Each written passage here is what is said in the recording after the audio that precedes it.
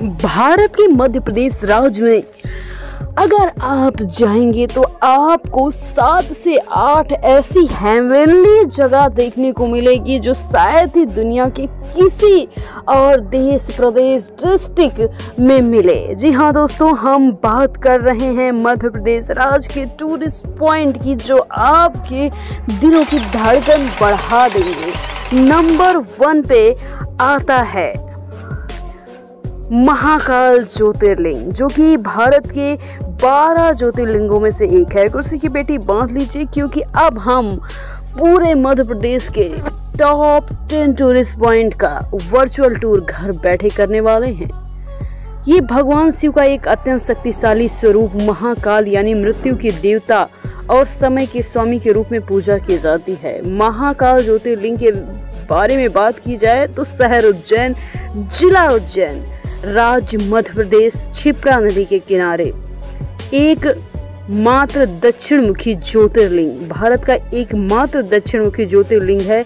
अन्य सभी पूर्व मुखी हैं। दक्षिण मुखी शिवलिंग तंत्र विद्या में विशेष रूप से शक्तिशाली माना जाता है। महाकाल का अर्थ है काल यानी समय के ऊपर, अर्थात जो मृत्यु और काल पर भी नियंत्रण रख लेता है। ऐसा माना जाता है कि यहाँ भगवान शिव स्वयं विराजमान है और ये ज्योतिर्लिंग स्वयंभू अपने आप ही प्रकट हुआ है। महाकालेश्वर मंदिर 5 मंजिला भव्य मंदिर जिसमें शिव के अनेक रूपों की पूजा होती है। गर्भगृह में शिवलिंग स्थित है, यहाँ विशेष पूजा होती है। यहाँ हमेशा किसी न किसी सेलिब्रिटी का आना जाना लगा रहता है। भस्म आरती के लिए भी ये जगह जानी जाती है। मंदिर सबसे प्रसिद्ध और अद्वितीय आरती के लिए जाना जाता है। हर दिन सुबह 4 बजे से चिता और भस्म आरती शुरू हो जाती है। महाकाल की भव्य पूजा होती है। इसे आप पहले से देखने के लिए ऑनलाइन बुकिंग भी करा सकते हैं। नागचंदेश्वर मंदिर की बात की जाए तो ये मंदिर भी यही है जिसे सिर्फ नाग पंचमी के दिन खोला जाता है। इसके साथ ही महाकाल कॉरिडोर भी भव्य बना हुआ है। यहाँ पर भित्ति चित्र शिव पुराण की प्रतिमाएं, विशाल शिव प्रतिमाएं, झलकियां, फव्वारे देखने को मिलेंगे।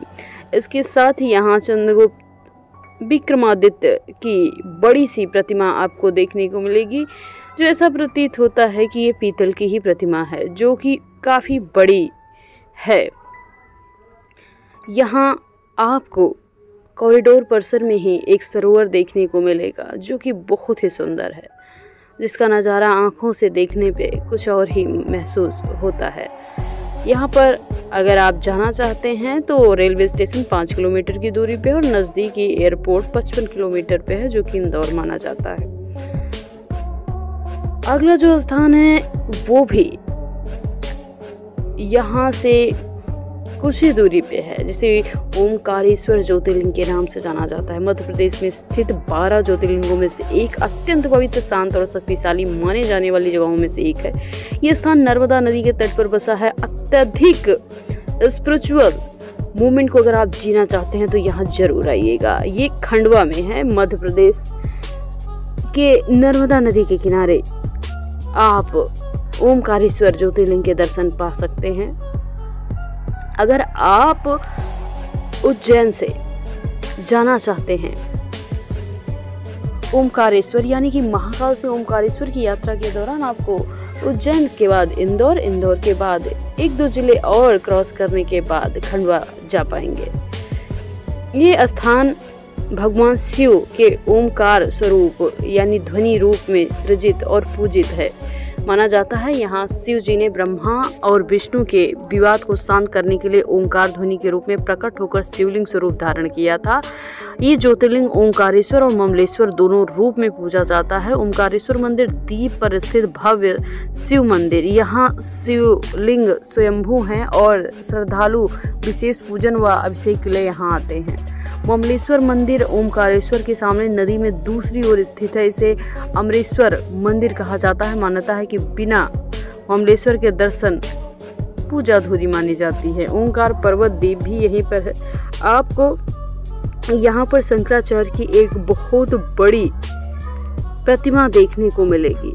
इस प्रतिमा को स्टैचू ऑफ वननेस कहा जाता है, जो कि भव्य प्रतिमा है। लाल रंग के पत्थर से निर्मित ये प्रतिमा आपके मन को मोहने में कोई कसर नहीं छोड़ेगी। यहाँ पर भव्य पूजा आरती भी देखने को मिलती है। इसके साथ ही कहानी अभी भी खत्म नहीं हुई है। अब अगले स्थान की बात करते हैं। अगला जो स्थान है इसे खजुराहो के नाम से जाना जाता है। मध्य प्रदेश में खजुराहो का नाम ना लिया जाए तो फिर बात ही अधूरी नहीं मानी जाएगी। ये छतरपुर जिले में है। इसे यूनेस्को यानी वर्ल्ड हेरिटेज साइट में भी शामिल किया गया है। यहाँ की मूर्तियाँ कुछ कामुकता कला को बयां करती हैं। कामुकता का मतलब आप नहीं समझते तो अकेले में कभी ना कभी तो आपने देखा ही होगा, या फिर इसके बिना किए आपका जीवन कहाँ पार उतरता है। कला और संस्कृति का अद्भुत संगम माना जाता है। चंदेल वंश में 10वीं से 12वीं शताब्दी में से बनवाया गया था। घूमने की जगहों में यहाँ पर कंदरिया महादेव मंदिर, लक्ष्मण मंदिर, देवी जगदम्बिका मंदिर, लाइट एंड साउंड शो भी यहाँ पे होता है। मंदिर की नक्काशी बहुत ही सुंदर है। आर्किटेक्चर का विशिष्ट नमूना इसे कहा जाए तो कोई सोचने वाली बात तो हो ही नहीं सकती। अगला जो स्थान है इसे कान्हा राष्ट्रीय उद्यान कहा जाता है या फिर कान्हा नेशनल पार्क के नाम से जाना जाता है। ये भारत का प्रमुख टाइगर रिजर्व है। यहाँ की प्राकृतिक सुंदरता, जैव विविधता लाजवाब है। रॉयल बंगाल टाइगर, बारहसिंघा, तेंदुआ, जंगली सफारी, जीप, हाथी से आप कर सकते हैं। कान्हा म्यूजियम भी है। जंगल में सुबह सुबह सफारी एक यादगार अनुभव हो सकता है, लेकिन संभल के और बच के जाइएगा, क्योंकि टाइगर का शिकार अगर आप हो गए तो जिंदगी भर सफारी शोक में तब्दील हो जाएगी, क्योंकि सतर्कता ही इस जगह पे जीवन की कुंजी होगी। अगला जो स्थान है उसे सांची के नाम से जाना जाता है। ये रायसेन में है, भोपाल के पास ही। बौद्ध धर्म का ऐतिहासिक स्थल है। सम्राट अशोक द्वारा बनाया गया एक स्तूप है। यहाँ पर सांची स्तूप, अशोक स्तंभ, बौद्ध मठ और म्यूजियम देख सकते हैं। शांत वातावरण में बौद्ध वास्तुकला को देखने का एक अद्भुत मौका आप अगर चाहें तो अपने जीवन में जी सकते हैं। अगला जो स्थान है इसे भीमबेटका रॉक शेल्टर के नाम से जाना जाता है। 30,000 साल पुराने शैल चित्र आप यहाँ पर देख पाएंगे। ये शैल चित्र मानव सभ्यता की शुरुआत को दर्शाते हैं। प्रागैतिहासिक गुफाएं भी हैं। वो टाइम जब शायद लिपि तो हुआ करती थी, लेकिन उसको पढ़ने का ज्ञान नहीं हुआ करता था। वनचेत ट्रैकिंग पॉइंट, इतिहास के पीछे जाकर मनुष्य के जीवन की शुरुआत को आप देख सकते हैं। अगला जो स्थान है इसे आप ग्वालियर फोर्ट के नाम से जानेंगे।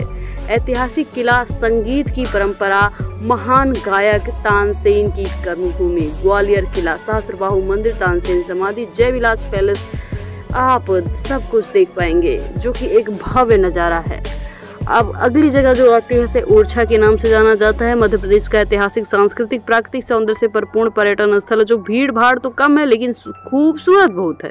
ये छोटा सा नगर है, लेकिन इतिहास और वास्तुकला, आध्यात्मिकता के अत्यंत समृद्ध समाज को दिखाता है। यहाँ पर टीकमगढ़ का ये हिस्सा माना जाता है। इसके साथ ही यहाँ पर जहांगीर महल, मुख्य रूप से ये महल वीर सिंह देव ने मुगल सम्राट जहांगीर की यात्रा के लिए बनाया था। इसकी भव्यता, ऊंचे बुर्ज, नक्काशी, खिड़कियां काफी सुंदर है। राजा मंदिर में आप यहाँ भारत की इकलौती मंदिर है जहाँ भगवान राम राजा के रूप में पूजा जाते हैं। यहाँ पुलिस भी राम राजा की गार्ड ऑफ ऑनर करती है। चतुर्भुज मंदिर भी आप यहाँ देख पाएंगे।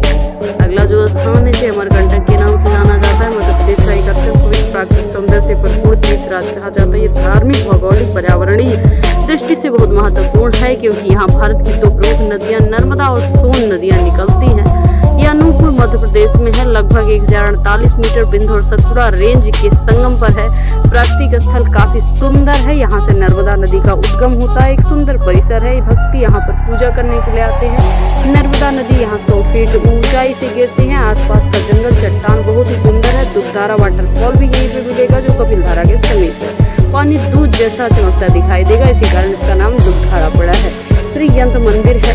ये एक नया बेहद आकर्षक मंदिर है, जिसमें तंत्र शास्त्र के अनुसार यंत्रों का निर्माण होता है। आदि गुरु शंकराचार्य की तपोस्थली भी ये मानी जाती है। यहीं उन्होंने साधना की थी और नर्मदा के दर्शन किए थे, इसलिए इसे ध्यान के रूप में जाना जाता है। सोनमुड़ा ये सोन नदी से निकलती है। यहाँ के धार्मिक दृश्य काफी पूजनीय है। अमरकंटक जंगल, पहाड़ी झरने, धार्मिक वातावरण का अद्भुत संगम है। जलवायु शांत सौहार्दपूर्ण है। यहाँ पर अगर आप आते हैं तो आप वास्तव में, सच में अपने जीवन को जिएंगे। इसके साथ ही यहीं पर आपको ऐसे बहुत से स्थल देखने को मिलेंगे जिसे आप अगर देखते हैं तो अपने जीवन में सच में कुछ करके ही जाएंगे।